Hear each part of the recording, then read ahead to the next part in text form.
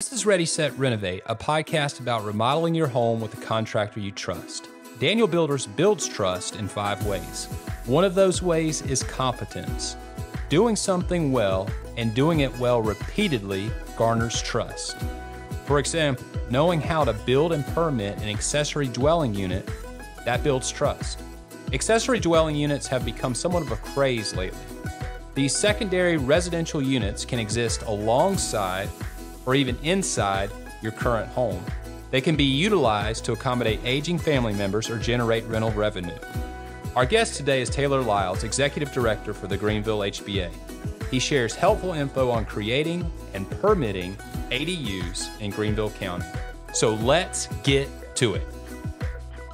So they go by many names: detached new construction, garage apartment, addition or bump out, basement conversion, internal ADU. Basically what we're talking about is accessory dwelling units, ADUs. They're really hot right now. Daniel Builders, we have a blog out on it, and we've got some interest from a gentleman in San Diego for his elderly parents. Did a little research and come to find out it's not just an isolated event. ADUs are a pretty big deal. They're the real deal. The real deal. Yeah, they're the real deal. And tell us a little bit, Taylor Lyles, joining us today, our guest. He's Executive Director at the HBA, Greenville HBA, working with builders all day, every day. So he has his finger on the pulse of everything that's going on building-wise in Greenville, South Carolina. He's joining us today to talk a little bit about the ADU phenomenon. And what are you seeing as far as how well it's being accepted by those who can permit it? What are ways that you can get an ADU without it technically setting off a lot of alarms and bells and whistles and drawing negative attention? Or just speak a little bit to the ADU push or trend that's happening right now. So from the association standpoint, ADUs are one of the best things that you could do for multi-generational families. You could do it for affordable housing. You could do it for rental income. You could do it for your son that you want to make sure still gets to live by, or your daughter. Yeah. You know, as of right now in our market, we're pricing everybody out. Oh, yeah. And when you get out of college, you've got a crazy amount of debt. You don't have that down payment to go and buy a house. So an accessory dwelling unit, I can crash there or I can live there in some terms. And my rent's not as much if my parents are charging me, or if the tenant is charging me, it's not going to be as high. So accessory dwelling units are huge. Historically, in Greenville City, there was never anything in place for it. So Greenville City probably has about 1,000 accessory dwelling units that just got converted for an over garage apartment. The pool house got converted. That garage got turned into an office space. Would it even classify for basement conversions, or are these actually detached only structures? Majority of ADUs we find are detached. So that's 2-car side garage that you throw everything into. You got 10 years of Christmas stuffed in there. You've got your lawnmower. You've got everything else. Your extra attic space. You've got a massive upstairs. Yeah. And you can convert that. And if you can permit it if you can permit it, I can tie in a bathroom. I can put a full shower in. I've got a kitchenette. I've got a bedroom. 9 times out of 10, you can get multiple rooms up there. Just because if you're in a 20 by 20 space or a 20 by 30 space on a garage, it's great. You know, from your potential customer in San Diego, parents aging in place. Yes, yeah. That's a big trend. Listen, I love my in-laws, and I would love for them to be able to come and stay with us. I don't necessarily want them in our house. I would love to have an accessory dwelling unit close to put them in. Right? Yeah, because they still want their own space. Sure. And that's the you want to ideal. honor their independence too. Correct. Now you start to get into some areas, especially with aging in place, because you're not going to necessarily put your 80-plus-year-old parent in a second floor over the top garage. So you're clear of stairs. Yeah. Right? So now you've got to figure out, all right, I've got to convert downstairs, but you've still got upstairs. Yeah. So there's plenty of opportunities in Greenville. With Greenville City's UDO, Unified Development Ordinance, they actually had some battles going on whether they wanted to approve ADUs or not. A lot of homeowners felt. So what's the reasoning against it? tell us why you wouldn't, because the upside seems to be pretty tremendous. From the city side, you can tie into regular sewer, so they're not getting a tap fee. You can tie into regular power. So it's a tax thing? I think some of it comes down to taxes. I think some of it comes down to just not knowing exactly what's being built in there. Because if it's a garage, permitting process is a little different. Inspection process is a little different. From a homeowner standpoint, everybody's afraid that you're just going to use it as an Airbnb or a rental. Yeah. And then you're going to have somebody there partying. You're going to have cars like crazy. Yeah, that's valid. I get that. Yeah. You know, Airbnb came into the city during this conversation and had a conversation with the city about, hey, this is how we set things up to prevent So that. representatives from Airbnb. Correct. Okay. And so they're lobbying on behalf of it, I guess. Correct. Oh, yeah. And we are too. Sure. Just because at the end of the day, that's your private property, right? Right. Yeah. I should be able to, you know, the mindset is I should be able to put what I want on my property. Absolutely. Within certain limitations. Reason. Yeah. Yeah. If I've got the space and I can use that as a rental income, that's passive income. Sure. Yeah. That's mailbox money. And it's saving space too. Correct. I mean, people who want to preserve space in the city, seems like it'd be an appealing way to do that. Oh yeah. Listen, density's key in the city. Yeah. If we can do infill, that's the best thing ever. And if you've got an ADU there and you can rent it, Yeah. you're fixing part of our problem. You know, the other portion of the conversation is the affordability. And like I've gotten into this mindset of we've got to change the affordability word to attainable, because attainable for one is not attainable for all. Good point. Yeah. And if I've got a potential rental property that I could get for $800 because the homeowner's just looking for extra income, versus going and renting an apartment, a 1-bedroom apartment for $1,250 or $1,300, that you're helping that conversation. Oh yeah. Financially, it can make a whole lot of sense. You're right. And home ownership or home affordability, affordable housing, such a big topic. It's been a big topic for a while. Are you seeing not only this, but other solutions similar to this that are actually tackling that problem effectively? Or is it still just all conceptual? So there's a couple of things from the affordable conversation that's a world of a different problem. You know, at the end of the day, affordable housing, well, I'll start by saying NAHB released a post the other day talking about, is the starter home dead? National Association of Home Builders. Yep. So NAHB made a pretty aggressive post about, is the starter home dead? Because at the end of the day, we're pricing everybody out with regulations, with the cost of lumber, inflation prices, you know, over a 6% interest rate, not many people can qualify for. Yeah. You're at the point where... And the inventory is so low. Correct. So accessory dwelling units are a huge part of that conversation. So from our standpoint, we're all for them. I think, like I said, multi-generational families, affordable housing, passive income from a rental property. Oh yeah. Aging parents,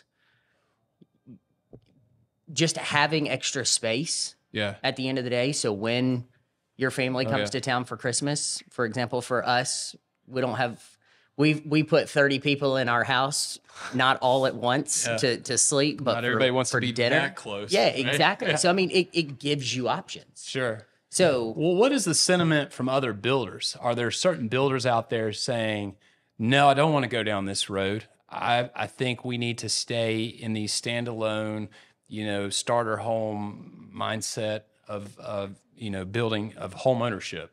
Is it garnering much momentum from other builders, or are they pro, con, all over the map? I think they're pretty pro for them. I think they also see the opportunity.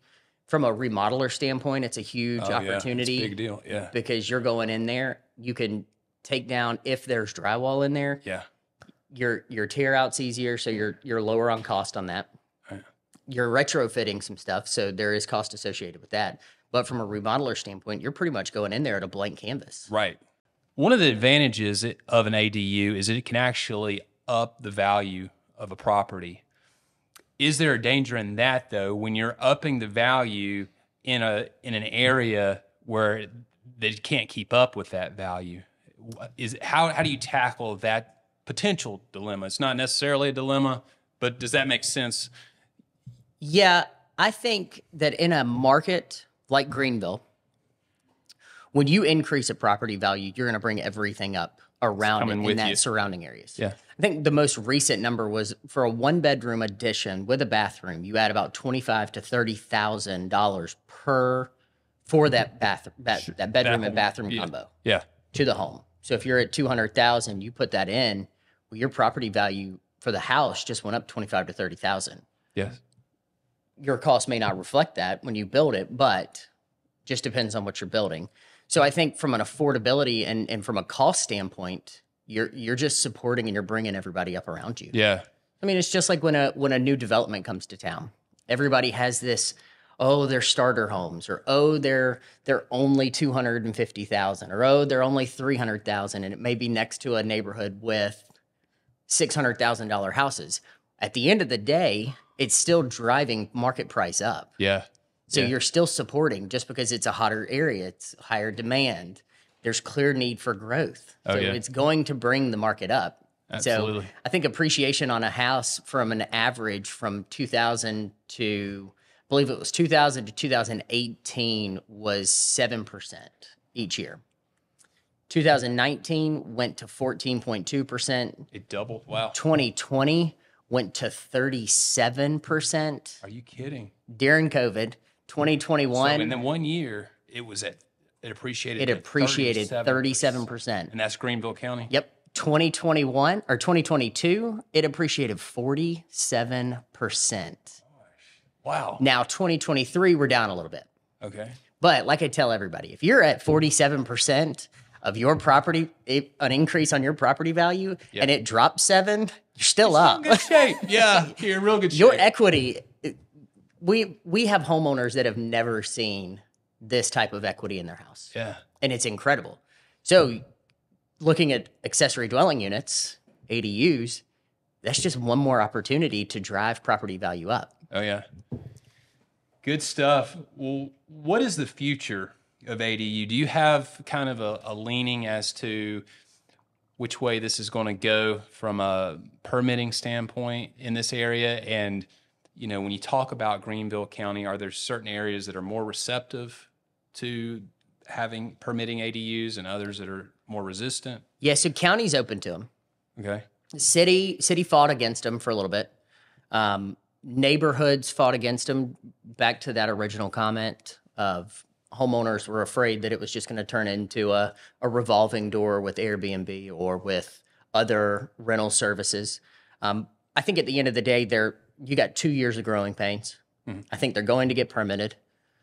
We're going to be able to use them because they fit a need. Mm-hmm. They fit the affordability conversation. If you stop ADUs, then you got to stop having that affordability conversation because you're basically shutting the door on that. Mm-hmm. I think you got 2 years. It'll be a bumpy road, but the county and the city will be able to figure it out. They're approved in Anderson. Mm-hmm. They're approved in Clemson. They're approved in Spartanburg. They're approved in TR. You know, so it's trending that way. Yeah, everybody's going to get on the bus and it'll be perfect. Yeah. Fascinating stuff. We're talking about accessory dwelling units here with Taylor Lyles, heading up the Greenville HBA, executive director at the Greenville HBA. And the opportunities are really endless, what you can do with space and what you can do with your own property when you get into creating detached buildings and stuff. Do you foresee a situation where we can distinguish between what goes on under the roof as an ADU, an existing roof, and new construction ADU? Or do you think it's all pretty much lumped into the same stew pretty much? I think it'll be lumped at the end of the day. I think permits are going to permit. I think there's not going to really be just a deciphering point of, all right, if it's a new construction ADU or a remodel, you're still going to run into from a remodel standpoint, you're still going to run into different issues. I mean, if it's on a slab, you've got to come in and cut the slab open. Mm-hmm. When it's new construction, start from scratch. It's already there. Yeah. So I think from a remodel standpoint, you'll deal with it. Historical homes, probably a little more of a tougher issue to get that through, just from historical review boards, the historical district in the city. You know, I think then you're going to start having that conversation of, if it's before, I believe it's 1978, EPA is starting to come in with lead paint issues again, and they're starting to check that a little bit more. So I think permitting is going to be a horse of its own. Yeah. And at the end of the day, it'll still get permitted. You just may have to go through a couple extra steps. Well, final question as we wrap up. There's a lot of people coming into the area from all over the country. Obviously, Greenville, Anderson, the upstate, a desirable place to be for a lot of people.